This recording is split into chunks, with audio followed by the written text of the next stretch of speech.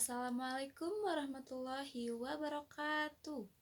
Segala puji bagi Allah Subhanahu wa Ta'ala yang telah memberikan kita iman, Islam, dan kesempatan terus memperbaiki diri. Sholawat serta salam semoga tercurah limpah kepada Nabi besar kita, Nabi Muhammad SAW, kepada keluarga, sahabat, dan seluruh umatnya hingga akhir zaman.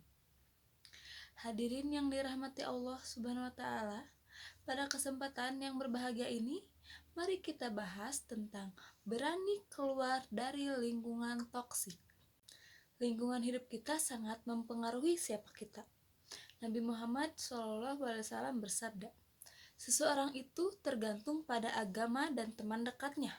Maka perhatikanlah siapa yang menjadi teman dekatnya.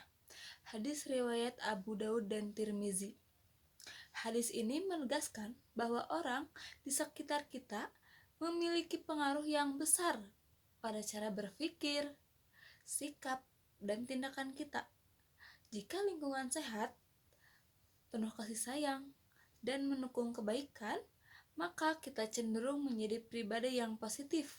Sebaliknya, jika berada di lingkungan yang toksik, penuh kebencian, iri hati, fitnah, atau keburukan lainnya, maka kita beresiko ikut terjerumus. Lalu, apa sih lingkungan toksik? Lingkungan toksik adalah keadaan di mana seseorang berada di sekitar orang-orang yang selalu menjatuhkan harga diri kita, memanfaatkan kita tanpa peduli perasaan kita, memicu kita untuk melakukan hal-hal yang bertentangan dengan ajaran Islam, menghancurkan mental, emosi, bahkan spiritual kita. Allah Subhanahu wa Ta'ala mengingatkan dalam Quran Surah Al-Kahfi ayat 28 yang artinya, dan bersabdalah engkau bersama orang-orang yang menyeru Tuhannya di pagi dan di senja hari dengan mengharapkan keridhoannya, dan janganlah kedua matamu berpaling dari mereka karena mengharapkan perhiasan dunia. Ayat ini mengajarkan kita untuk memilih lingkungan yang baik, yang senantiasa mengingatkan kita kepada Allah Subhanahu wa Ta'ala, bukan lingkungan yang membuat kita jauh darinya. Selanjutnya, mengapa harus berani keluar dari lingkungan yang toksik?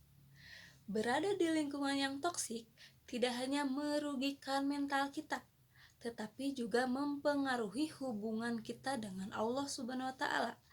Ketika kita terus-menerus berada di tengah keburukan, maka kita akan merasa sulit untuk berkembang menjadi pribadi yang lebih baik. Rasulullah SAW bersabda, permisalan teman yang baik dan teman yang buruk seperti pembawa minyak wangi dan pandai besi.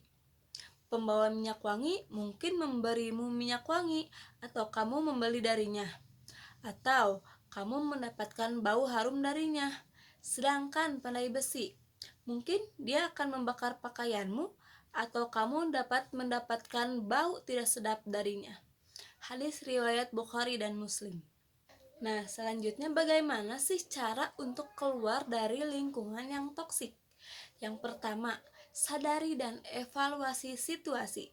Tanyakan pada diri sendiri, apakah lingkungan ini mendukung keimanan dan kebahagiaan kita? Jika tidak, maka saatnya berubah. Yang kedua, carilah lingkungan yang baru.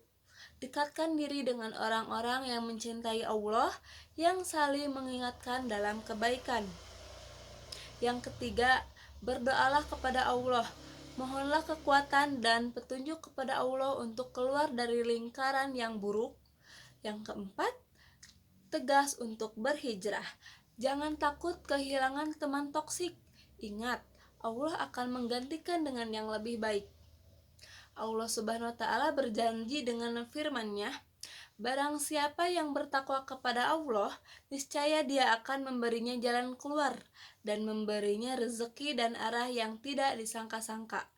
Quran Surah At-Talaq ayat 2-3. Hadirin yang dimuliakan Allah, berani keluar dari lingkungan toksik adalah langkah besar menuju perbaikan diri.